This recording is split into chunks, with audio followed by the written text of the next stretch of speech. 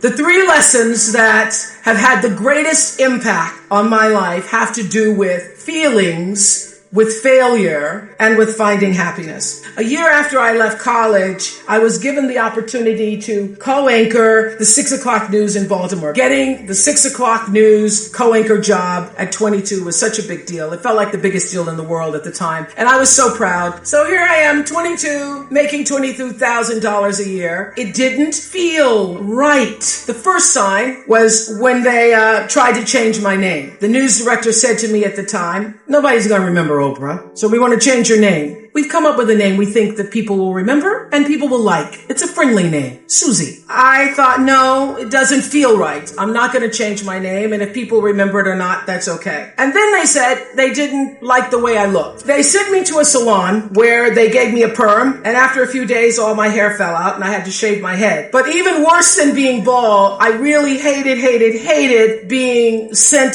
to report on other people's tragedies as a part of my daily duty, knowing that I was just expected to observe when everything in my instinct told me that I should be doing something. I should be lending a hand. I'd cover a fire, and then I'd go back and I'd try to give the victims blankets. I wouldn't be able to sleep at night because of all the things I was covering during the day. And my boss was saying, "This is the nightly news. You're an anchor, not a social worker. Just do your job." So I was juggling these messages of expectation and obligation and feeling really miserable with myself. And after 8 months, I lost that job. They said I was too emotional. I was too much. But since they didn't want to pay out the contract, they put me on a talk show in Baltimore. And the moment I sat down on that show, the moment I did, I felt like I'd come home. I realized that TV could be more than just a playground, but a platform for service, for helping other people live their lives. And the moment I sat down doing that talk show, it felt like breathing. It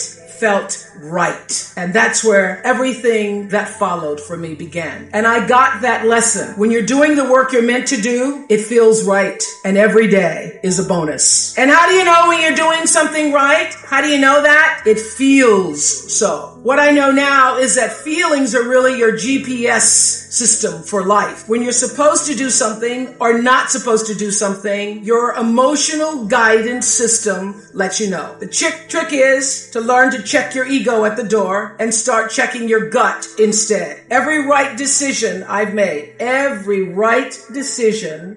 ever made has come from my gut. And every wrong decision I've ever made was a result of me not listening to the greater voice of myself. If it doesn't feel right, don't do it. That's the lesson. So I say to you, forget about the fast lane.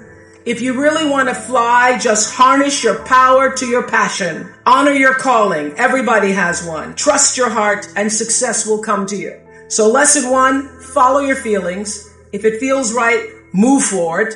If it doesn't feel right, don't do it. Every failure, every crisis, every difficult time, I say, what is this here to teach me?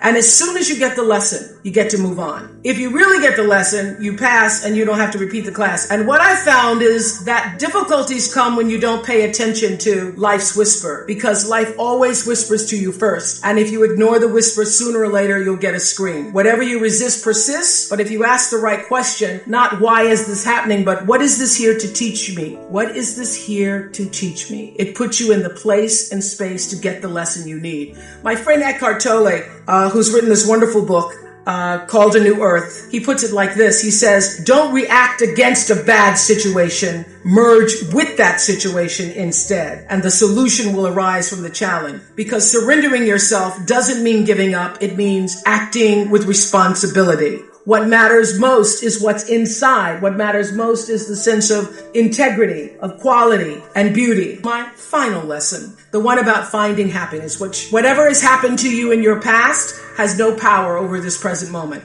because life is now. Be a part of something. Don't live for yourself alone. In order to be truly happy, you must live along with, and you have to stand for something larger than yourself. Because life is a reciprocal exchange. To move forward, you have to give back. And to me, that is the greatest lesson of life. To be happy, you have to give something back.